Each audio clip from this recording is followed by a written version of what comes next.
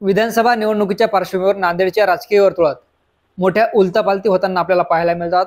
आता आपल्यासोबत माजी जिल्हा परिषद सदस्य आणि माजी महापौर जयश्रीताई पावडे आहेत। ताई, काय सांगाल, आपण खासदार अशोकराव चव्हाण यांच्यासोबत भाजपात प्रवेश केला होता, मात्र आता काँग्रेसकडून उमेदवारी मागितली।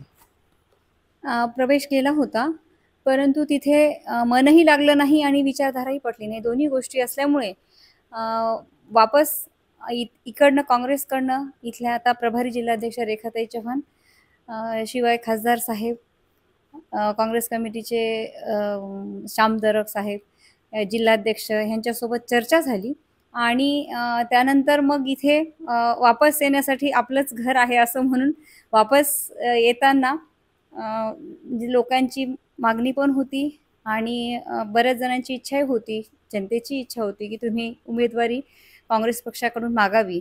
त्या अनुषंगाने उमेदवारीचाही अर्ज दाखल केला।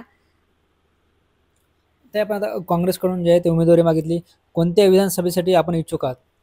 नांदेड उत्तर विधानसभा, जे की आधीपासून ह्याच ह्याच्यामध्ये वॉर्डमधून आधी बाबानगर, आनंदनगर, वसंतनगर जो 2007ला होता माझा प्रभाग क्रमांक 13, आणि त्यानंतर जिल्हा परिषद सर्कल वाडी जे माझं मूळ गाव आहे तिथले जवळपास 30 गावं आणि शहराचा मोठा भाग जवळपास 28 नगर, आणि त्यानंतर आता 2018ला हे प्रभाग क्रमांक 5 मधून भाग्यनगरमधून, मग हा सुद्धा खूप मोठा प्रभाग आहे। म्हणजे सहयोगनगर, श्यामनगर, कैलाशनगर, भाग्यनगर, अशोकनगर, आंबेडकर नगर, नाईक नगरचा काही भाग, पीरपुराण, असा एवढा मोठा एरिया आहे आणि हे सगळे नागरिक जवळपास संपर्कात आहेत।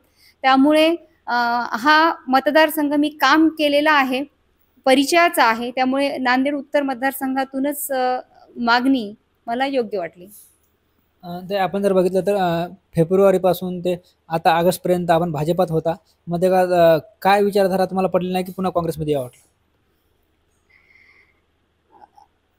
एकतर म्हणजे सार्वभौमत्व, सर्वांना समान सोबत घेऊन चालण्याचं जे कुठल्याही राजकीय पक्षाची भूमिका असायला पाहिजे की सगळ्या समाजामध्ये एकोपा असायला पाहिजे, आणि सार्वभौम सगळ्यांना सर्वसमावेशक पक्ष असा काँग्रेस पक्ष विचारधारा असलेला असल्यामुळे मला काँग्रेस पक्षात पहिलेपासून काम केलेले असल्यामुळे हा जवळून पाहिलेला असल्यामुळे मला काँग्रेस पक्षच चांगला वाटला, म्हणून वापस इथेच आले। ते आपण जर बघितलं तर काँग्रेसमध्ये नांदेड उत्तरमधून अनेक जण इच्छुक आहेत, अगदी त्या आकडा 15च्या वर गेला असेल आतापर्यंत। अशा परिस्थितीत पक्ष तुम्हाला तिकीट दिलं असं वाटतं? मी पक्षाला तिकीट माझ्या कामाच्या मेरिट बेसवर मागत आहे, आणि मागच्या 18 वर्षापासून विकासात्मक जी कामं केलीत, मग जिल्हा परिषद असो किंवा म्हणजे महापालिका असो, महापौर पदाचा कार्यकाळ असो, ह्या काळामध्ये जनतेच्या अनेक समस्या प्रशासनाच्या माध्यमातून सोडवून विविध योजना राबवण्याचं म्हणजे काम मला करता आलं, याचा मला आनंद आहे निश्चितच। म्हणून मी या बेसवर, विकासाच्या कामाच्या बेसवर पक्षाकडे तिकिटाची मागणी केली।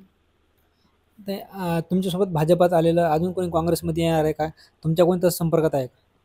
नाही, माझ्या संपर्कात कोणी नाही आहे, कारण मला म्हणजे महिलांचा मोठा सपोर्ट आहे, मैत्रिणींचा खूप मोठा सपोर्ट आहे, आणि बरेच जण जे आहेत की नाही, नागरिकही खूप पुष्कळ सारे आहेत की आम्ही सगळं सहकार्य करतो, काही नगरसेवकही आहेत त्या, आणि सगळ्यात महत्त्वाचं म्हणजे आम्ही DP सावंत साहेबांच्या सोबत विचारधारेला धरून चालणारे असल्यामुळे साहेबांच्याच ह्याच्यावर विश्वास ठेवून मग परत इकडे मागणी केली।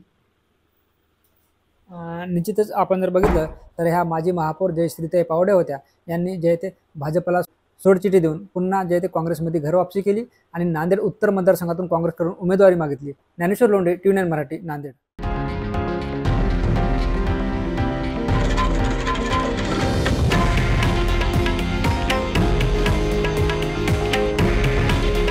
हे आहे देशातील नंबर 1 न्यूज नेटवर्क आणि आपण पाहत आहात TV9 मराठी।